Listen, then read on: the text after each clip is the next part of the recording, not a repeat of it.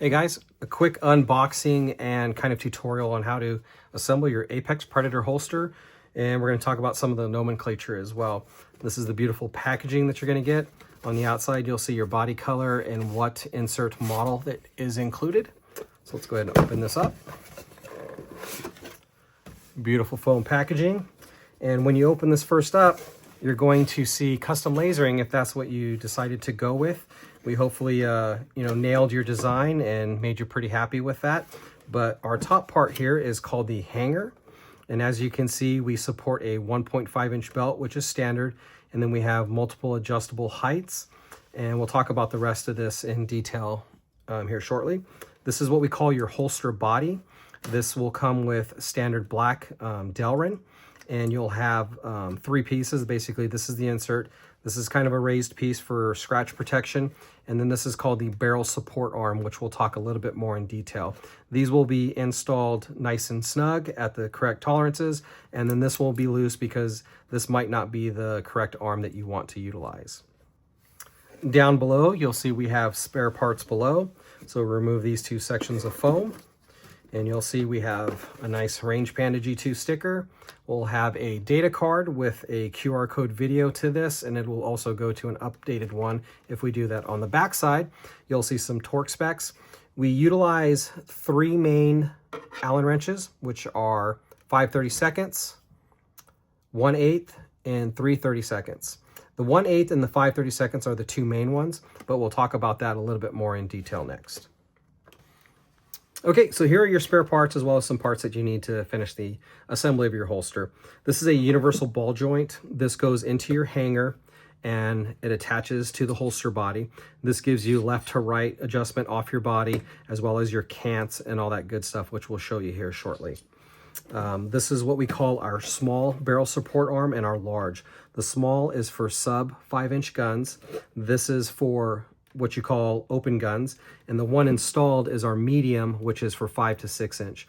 We also install a universal taper barrel plug, and as you can see, these are all installed loose because you still need to set these up for your particular firearm, and we'll get into detail about that here shortly. The last little bit is we have some spare hardware because we know that stuff falls out, and then we have our 9mm 38 Super Comp rounded barrel plug if you prefer that. And we also sell spare parts of these as well on the website, and we include some blue Loctite. We recommend not Loctiting anything until you've actually used the holster for a little bit because you're going to need to do some micro adjustments most likely, and then we suggest Loctiting those down after that. Here's the back of the hanger. You'll have 2 pre-installed screws and they'll be at a wider point. These other holes are for your height adjustment on your hanger to get it upper and lower. So basically you're going to take these 2 out, and then your thigh pad also has left to right adjustment. The small thigh pad does not, however, the large and the medium do. So you cinch these down.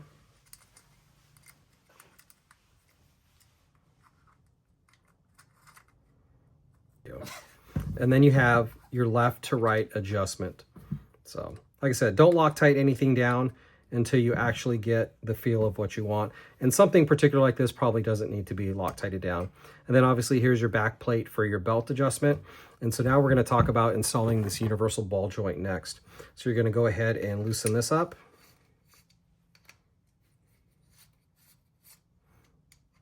You pretty much wanna have them almost all the way out to drop your ball joint in. And these definitely don't cinch down because this is where you're going to get a lot of your setup adjustment out of, okay?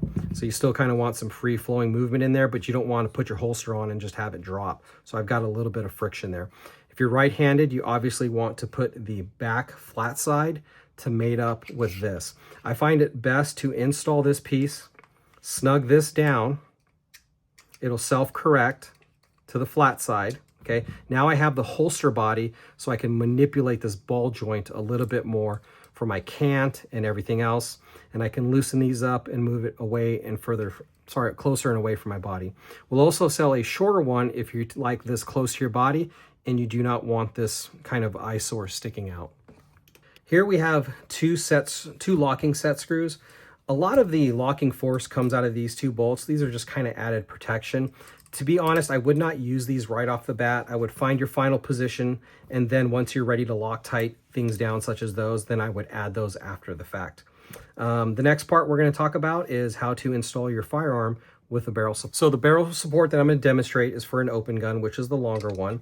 We have several screw heights here, depending on where you want to go. For example, I wouldn't want to put a screw in the top one because it would stop my downward movement. Okay, so I'm going to start off for the open gun with the second from the top, and then I'm going to skip 2 and put 1 in the bottom. And that, in theory, should give me enough movement, okay? Make sure you put these screws sub-flush because you don't want to put your gun in there and scratch up the bottom side, okay? But you do not want to snug these down tight. You want them to loosely move, and you want to make sure that you're not going to scratch your firearm, okay? Also, make sure that this one is loose as well, your barrel nipple, okay? So what's going to happen, my holster's unlocked. I'm going to take my firearm, I'm going to carefully holster it in, and I'm going to lock it in, okay?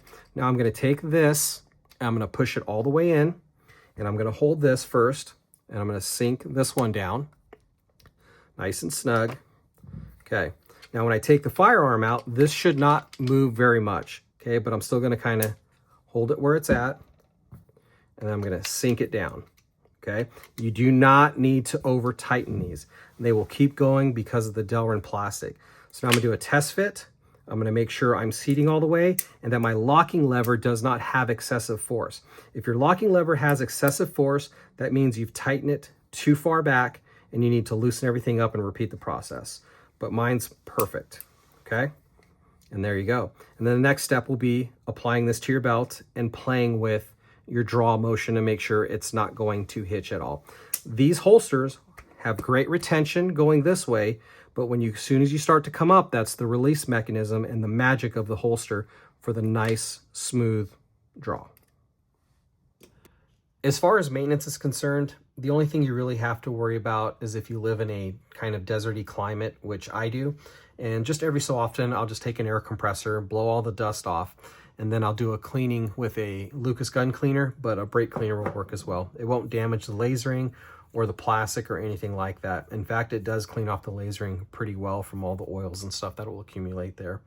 This doesn't require any lubrication at all, but something that I do is sometimes I will put a drop of oil here after cleaning it, or I will rub a very, very light oil on this portion of the trigger guard, and all I'll do is insert it, and it will free up any kind of debris that may be causing friction right there. This holster is like a cloud is releasing it, and so you'll definitely see that once you get these in your hands. So as you can see, this is the right-handed configuration, and we've been asked if this is left-handed compatible, and it is. You simply take this off, mount this to the left side of your belt, and then you would insert it this way, obviously with the flat side flipped over. We do ask if you request custom lasering, make sure it's very clear that you're requesting left-handed lasering so we don't laser on the inside. The only difference from right-handed to left-handed is your lever is going to be on the inside versus on the outside. So.